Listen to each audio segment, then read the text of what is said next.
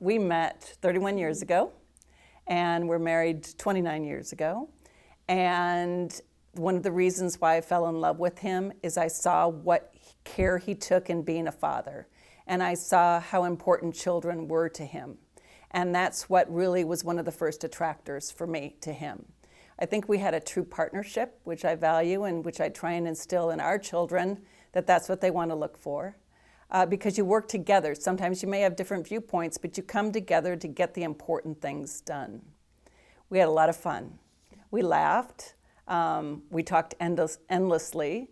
Brad more than me. But always with the purpose of what can we do to make it better. Once you get behind children and you give them every opportunity to succeed, the world is so much better. They blossom, they grow, and they make it better for all of us. So I think it's seeing that in action. It's seeing what the positivity of places like Voices for Children and other organizations can do to bring youth to the forefront of every thought process. It has been an absolute honor to work with the Ashfords through the years. First, working with Brad in the legislature. I was elected in 2010. Worked with him for 8 years, but during that period I really got to know Ann. And Ann is the power behind the curtain. Brad can be a little disorganized, or could be a little disorganized at times, and Ann was the one who really focused Brad in on what was important and how to get things done. And it's just, it was a team effort all the time with them, and it was great to see them work. They didn't always get along, but they always had an agreement on what the vision was, what the mission was, and you know, how to get there was always the challenge. But they were just, it's been a dream to work with them. I think what touches me the most about the entire Ashford family is just their commitment to others, to the broader community, to people who maybe haven't been as fortunate, you know, as they have been, and have the same kind of family unit and support, and are willing to really make sacrifices, personal sacrifices, in order to try to make change, whether it be for people who are young, or veterans, or, you know, whatever population or issue they're focused on at a moment.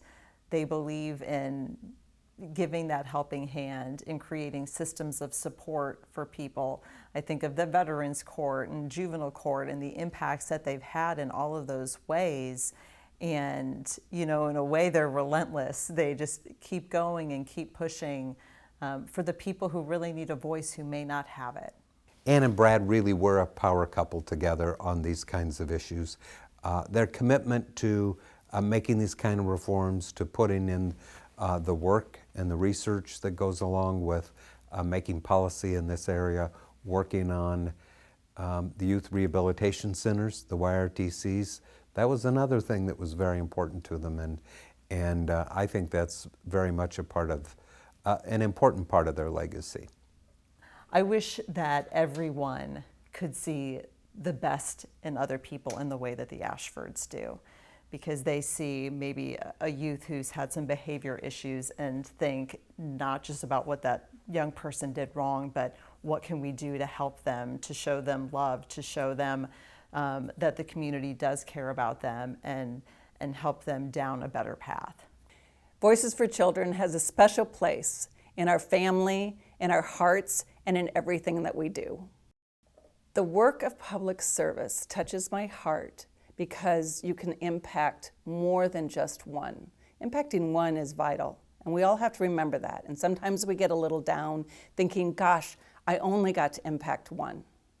But in public service, you truly can impact populations, to bring that hope, to bring that strength to everyone in the populace to move forward together and to succeed together.